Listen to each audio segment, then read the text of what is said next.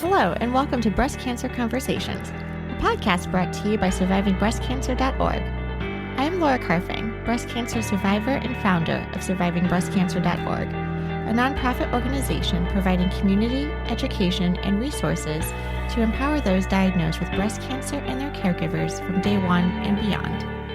Hello, my friends, and welcome to another episode of Breast Cancer Conversations. I am so glad you are tuning in and joining us for today's conversation. If this is your first time listening, I would love to welcome you. Have you ever felt overwhelmed by the endless decisions, treatments, surgeries, side effects, and the waiting that can come with a breast cancer diagnosis? Of course, this is our community. We've all felt this way. My guest, Jessica, was diagnosed with ER/PR positive stage 2B breast cancer with lymph node involvement. She takes us through what happens after finding a lump herself and sitting through that incredibly difficult space between you have breast cancer and waiting to hear this is the plan. I literally feel like I have a time bomb that's going to go off at any minute. We got to do something. In this conversation, we talk about the moment when breast cancer becomes a logistical, emotional, physical, and deeply frustrating situation all at once. It's a different fight. We talk about the pressure to be grateful, the anger of realizing treatment lasts much longer than expected, and the strange emotional space of survivorship when everyone else thinks you're done. What happens when treatment keeps on going and stretching on, when the side effects pile up, and when that version of done you imagined looks nothing like the reality? Like, my dreams are apocalyptic, where the world has ended and people need to survive. Welcome to the conversation. I am Jessica. I'm currently in Arizona, but will soon be relocating to Nevada. I was diagnosed in 2023, ER/PR positive, stage 2B. I did have some lymph node activity from the get-go. I went through chemo, double mastectomy. I was supposed to go directly to implants. That did not work. So we went to expanders after a delay. Then there was a little mishap when trying to fill my expanders. So 4 weeks later, I had to have implants put in. And then I went through radiation, waited the long year to get my D-flap reconstruction, which happened in June. And I'm scheduled for, hopefully, fingers crossed, my last surgery next week to do the final tweaks. How did you discover you had breast cancer? I found the lump myself. So I found the lump in like November. I was actually home in Michigan where I grew up taking care of my mom. Well, my mom had just passed. My mom was diagnosed with stage 4 cancer. No idea where it started. She was gone in 60 days. She passed away. And then a couple weeks later, I found a lump for me. And I'm like, okay, well, I've found lumps before and then they went away. So I'm like, I have to go see my gynecologist anyway when I go back home to Arizona. I'll just have it checked and we'll see. Well, it kind of stuck around. My oncologist or my gynecologist, I had to switch doctors because, insurance and the doctor's office likes to negotiate whether they're going to cover you or not. So I switched doctors. She got me in for my mammogram and she went ahead and scheduled an ultrasound at the same time. It was my second mammogram. After my ultrasound, they read it right then. The doctor came in and she told me that it has characteristics of breast cancer. Where in my head, I'm thinking, okay, they just want to do a biopsy to check. Like, nothing. So I had a biopsy scheduled. I actually got my gynecologist actually called me with the results like 2 days later. And then I went to see the surgeon first because that was their pathway my gynecologist referred me to the surgeon. And then the surgeon was like, well, we're going to refer you to oncology and go from there. And then the oncologist will decide whether you can have surgery first or you're going to have chemo first and then surgery. I was like, okay. So it was kind of like, all right, well, I got to see the doctor. I got to do this. Okay, we don't have a plan yet, but okay. So I was fine for about a month, or I would say about 3 weeks. Because then it was like, oh, we need another MRI. Oh, we need this. Oh, we need some more biopsies. Oh, we need this. And then finally I went to my doctor about a month later or my oncologist, it was a month later from when I was diagnosed. And I was like, I literally feel like I have a time bomb that's going to go off at any minute. We got to do something. So what did your doctor say to that? How did they respond? She actually started me on tamoxifen that day. 2 weeks later, well, we had a conversation, obviously. She talked to me about tamoxifen. She asked me, she's like, yo, do you have any children? I said, yes, I have one. She's like, are you going to have any more? I'm like, goodness, I hope not. Mine's 16. So I don't want to start all over. So she's like, okay, we'll start you on tamoxifen. So I started that day. And then 2 weeks later, I had my port put in. And then I think it was like 5 or 6 days later, I had my first chemo. As soon as I had a plan, I was fine. But the point of like being diagnosed, getting extra tests, and then waiting for the plan to be said of like, because I felt like I couldn't do anything. Like it was like, okay, I have this going on. Once we had a plan, I was like, okay, cool. Having a plan is so important. It gives you a sense of control. And once you had your plan, did you start like researching? I have no problem researching so that I can prepare of what might come. To where if the doctor says this, okay, that could lead to this. Let's ask some follow-up questions. I legit like went to my medical record, copied and pasted the specs of my cancer and pasted it into Google. Like that was what I did because I was like, I don't know what else to do. Can you tell me a little bit about your experience with what I'm going to term like maintenance therapy, where a lot of us are going to be on aromatase inhibitors or tamoxifen for an extended period of time? Kind of going back, like when I was diagnosed, we had a plan. It was like, all right, in a year, it'll be done. You know what I mean? To just this next year, I got to take care of myself and then it'll be done. And of course, that year like came and went. And then you realize, nope, it almost seems like it's forever. I mean, I know that there's certain time frames where we take the medications for 5-10 years. So it's more of like I'm in the middle of that. So I don't know what those years are yet. So it's kind of hard because it's like, okay, nope, just no doctor's appointment, still on the same meds. And so it doesn't really feel like there's an end. So I do feel like my whole mindset has had to change around that. It's not like there's not an end game in a sense. It's just we continue to just do. So even though you had your ovaries removed, you still needed to be on some sort of endocrine hormonal therapy, like an aromatase inhibitor. Yes. And so the letrozole I'll be on for like the long amount. I don't know what that's going to look like. And then with the Verzenio, I know that pill was just like, I think when I started it, it was like, okay, I just have to work through my symptoms, just like chemo. I have to have chemo. Okay, here's the symptoms I have. This is what I need to, work through. It was kind of the same thing with Verzenio, right? It was causing my hot flashes. It was bathroom situation, it was like, all right, definitely need to take my probiotic, definitely need to take other things. Otherwise, bathroom's going to be my best friend. Probably about a year, because I always said stuff to my doctor, but everybody, I love my doctor. I still love her. She's not a hand holding doctor, which what I preferred. I didn't want a hand holding doctor. I want somebody to just say it to me straight. But I was saying all these things, right? And it was like, well, and she was like, well, is it okay? Are you comfortable with that? Like, so she was giving me those key things. And I'm like, yeah, I'll just go through it. It's fine. But a year in, I was like, okay, seriously, like this is not, I got to do something. So she moved me from 150 milligrams down to 100 milligrams. And this was a pill that you were taking daily? The Verzenio, I was taking it twice daily. Yeah, I was in tamoxifen that first year because I didn't get my ovaries removed until 6 months after my radiation. So yeah, it would have been, I was taking tamoxifen and Verzenio. I switched, so she switched me from the tamoxifen to the letrozole.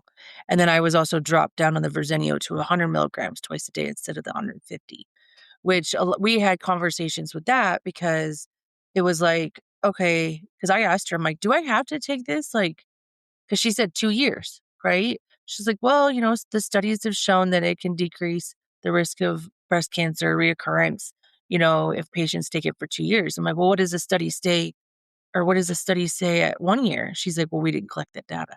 Which was interesting, I thought, because then we even got into where you can lessen it even to like 50 milligrams, because I tried that too. But it was, I kind of just stayed at 100 because I had less symptoms at 100. So it was like, okay, I was like, if this is the pill that's going to help me, you know, keep the reoccurrence away, and I'm okay at 100 without having to take a whole bunch of other things, because my biggest thing was the hot flashes and the diarrhea. That was my biggest thing. If I can manage those minimally with anything else outside, then I was like, okay, I'll stick with that. So yeah, for the second year, that's what I had. I had the 100 milligrams.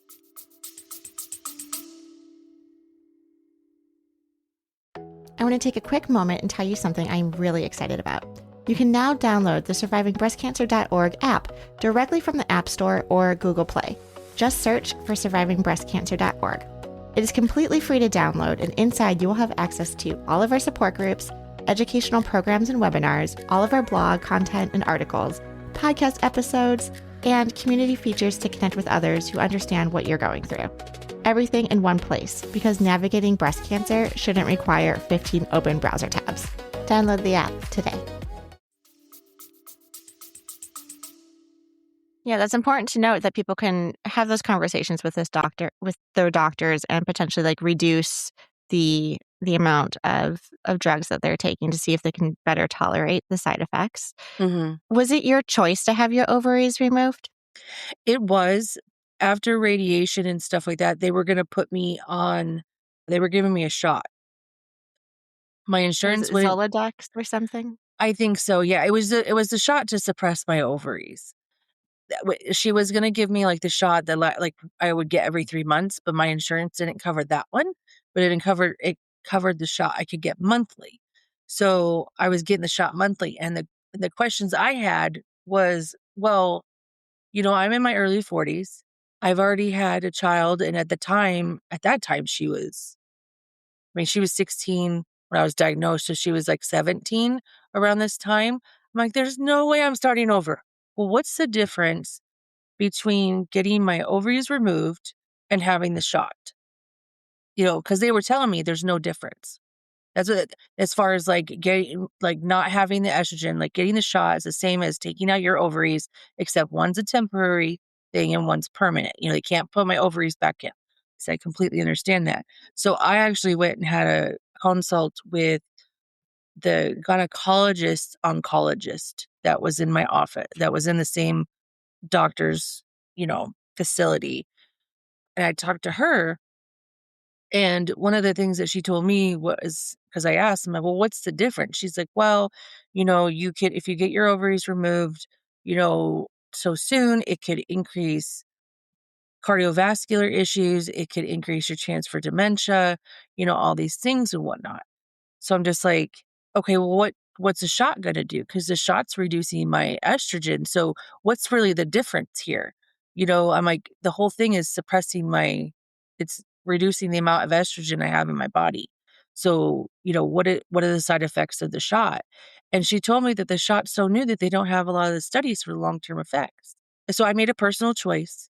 And I was like, I'd rather have my ovaries removed and have my body figure it out than have some shot injected in me every month until I become of menopause age, which they were telling me at the menopause age was like 57. And I'm like, that doesn't even sound right, because there's so many of us now going through perimenopause, in our late 30s, early 40s.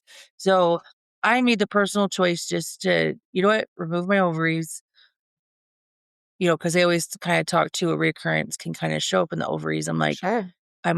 you know what? Just get them out and we'll just go from there. And so with your ovaries removed, are you still experiencing hot flashes?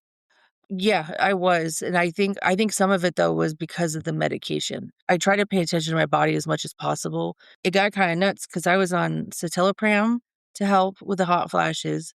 I was on the gabapentin. She increased the gabapentin just to do it. I'm like, these aren't working. And there was a point where, again, I'm sometimes not a good patient, and I would just kind of not take my medication and then things would get better. So I'm like, there's something with my medications that's triggering it. I did find a family practitioner that we kind of worked through some of the meds and stuff because my moods shifted too.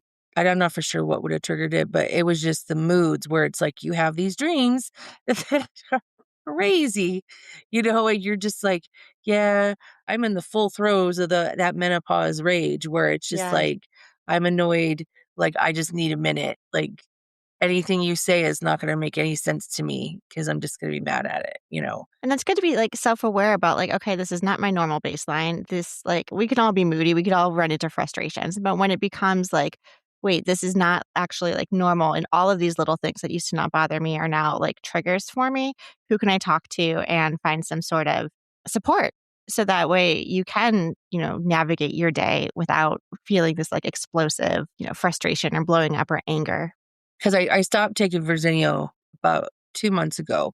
I was actually able to finish it. So you were on it for, like, the 2-year period? Mm-hmm. Yep. Eh, Congratulations on I getting to know. that mark. I know. But then it's like, it's kind of interesting because then as a patient, you go through like, okay, I'm not taking that anymore. Okay, now I need to look at all my medications now because now my symptoms changed. So like with Verzenio, like, when I managed it, it was like I had easy bathroom issues, right? Now I have the complete opposite where it's like I have to, like, it's hard for me to go to the bathroom. So it's all that adjustment with it. Like, my doctors always check to make sure none of the medications like interacted with each other. We always listen to our bodies, right? We notice when there's a shift in our bodies. And I think sometimes when the combination of medicines, even though they don't interact with each other, our bodies process the medications and stuff. And so when one's not there anymore, it's like our body goes through a little shift. Yeah, it's like this what happened? You were taking this pill every day, twice a day for 2 years. Now it's exiting your body. You're no longer taking it. So there is going to be a readjustment period. That makes sense. I think this is a question we get a lot. Like, okay, am I going to feel more myself once I get off some of these medications? Do you feel like some of your other symptoms have like dissipated or that you feel more like yourself? I definitely feel like I am more like myself. I do feel like I have less brain fog and whatnot, but I'm also on medication kind of for that too, because it's like because of the menopause kind of getting the raging, because like I'll have dreams, like my dreams are apocalyptic, where the world has ended and people need to survive. You know what I mean? Like that's where my dreams are going. And it's like, so my doctor put me on, it's a medication, but it also helps like focus and stuff like that. So I think the combination of not being on Verzenio and then being on that, it's just I am more attentive. I don't lose track of what I'm doing so often as before, because I think that's the thing too. We get brain fog, but then the brain fog is kind of like we lose focus on what we're doing. Because even like with the letrozole, I always took the letrozole in the morning while I was on Verzenio. But I've noticed like since I've been on Verzenio, like I had a shift. I would have been more tired, and I switched it to the evening, and then that's helped me be more alert when I'm awake or when I wake up. Oh, that's great. So like the time of day is a lever that you can maneuver to kind of like manage tiredness or fatigue or concentration. Yeah, because when I was taking all my medications, that's actually what I did. I actually went on, like, I studied kind of like when's the best time to take the medication with food, without food, all this stuff to be optimal. And that's what I did with a lot of things. I want to linger a little bit on this brain fog and chemo brain or brain fog. You were mentioning also being forced into menopause, how that can kind of have an impact also on our cognitive abilities. And I think there's more and more studies now that are coming out where people are like, yes, this is a real thing. We are studying it. We want to help you. Versus, I think even, a couple years ago, it was like, hopefully you'll get over this, or maybe, your cognitive abilities will come back once you stop these treatments. But, I think there's more and more showing that when we deplete ourselves of estrogen, when we throw ourselves into menopause, when we're on these drugs, you're changing the chemistry and makeup of our organism, right? And so can you describe a little bit kind of like how you felt before with like chemo brain or brain fog? How did you have these conversations with your doctors? I know, like, with my oncologist, like I said, she's not a touchy-feely. So, like, we had to learn each other. And I would just be like, listen, like, this isn't right. I got to do something for this. And then that's where it was just like, then that's where it was like, well, we could do this or we could do this. And then we would talk, well, how would that help? And how would this work? And da, da, da. So it was kind of like I was like, she would open up a toolbox in a sense, right? Because going through like, I like to do stuff more natural. I really do. I hate taking pills. It's hard for me to take a pill every day. So I really have to be behind like my decision. Like, nope, this is what it's for. This is what I'm doing. In my experience, sometimes when you've went to doctors, they have like this list, this troubleshooting list that they always do, right? And they don't necessarily always go outside the box based on what you need and based on like what's going on with you. So I kind of pushed my oncologist a little bit because, she'd be like, oh, do this. Because for so long I'd be like, I'm tired. I can't stay asleep. That was my biggest thing. I can't stay asleep. I can go to sleep, but I can't stay asleep.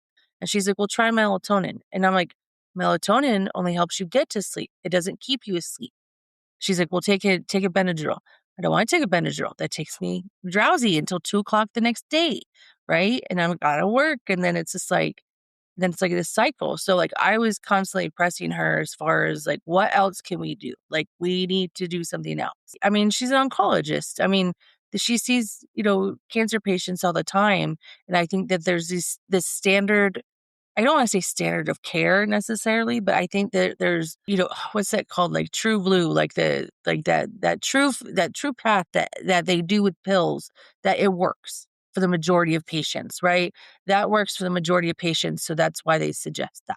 Obviously it won't work with everybody. So that you have to go outside the box. I also would talk to my primary care physician, which absolutely love him.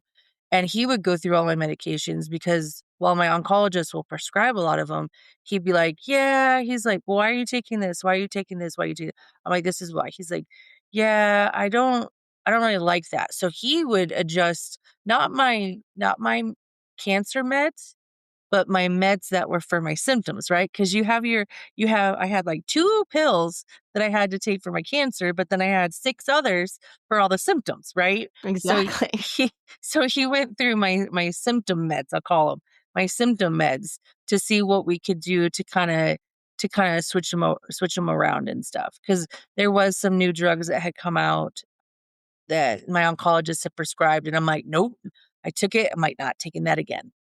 Nope, don't like that. So I do think it's a little bit of trial and error. I don't think that I don't think it's one size fits all. I don't think one thing was going to help everybody, and those are the times where you just kind of have to be, hey, I tried it and it didn't work. And I would tell people, Mike, I feel like I'm a lab rat. With all the medications that they have, they don't know what's going to work with our body. They don't know what it's going to be. They have studies that says worked, a percentage of the time, but that's kind of what it is. So I had to wrap my head around like a trial and error type thing. It's a different fight. Yeah, I mean, I think there's some like benefit, pros and cons, right? Of like not having to go to the hospital all the time, the convenience of being able to take some of these meds at home. I had like a lineup and it was like, here's the coffee, here's the water, here's the pill, here's the banana. And every morning, this is like what I would take. Mentally, we're in it for the long haul, that we are taking so many drugs now to either mask or reduce some of the side effects and symptoms that we're experiencing just so we can have a good balance in quality of life. Oh, definitely. I think that's the scary part because, nothing's a quick fix. It's going to take a little bit to adjust. So it may even be something that helps you, but you don't know. So yeah, yeah. I definitely think the non-active treatment is harder for me than the active treatment was. I hear that a lot. I feel Yeah. the same. We didn't talk about like diet at all or like nutrition. Did you find that with your treatments and side effects that it impacted how you ate or approached food? Yeah, not really so much. For me, it was similar to before I had my gallbladder removed. So I was always staying away from or trying to reduce like extra fatty foods or fried foods or pork and stuff like that because I would have the same symptoms if I did that before. So not too much. You mentioned probiotics. Can you talk to me a little bit more about probiotics? Did you discuss it with your doctor? How did you choose one? I feel like there's a huge market out there of like, oh, we want to help our microbiome and our gut health and all of these things. And it's so overwhelming. At least I know on my social feeds, that's all that I'm being targeted with.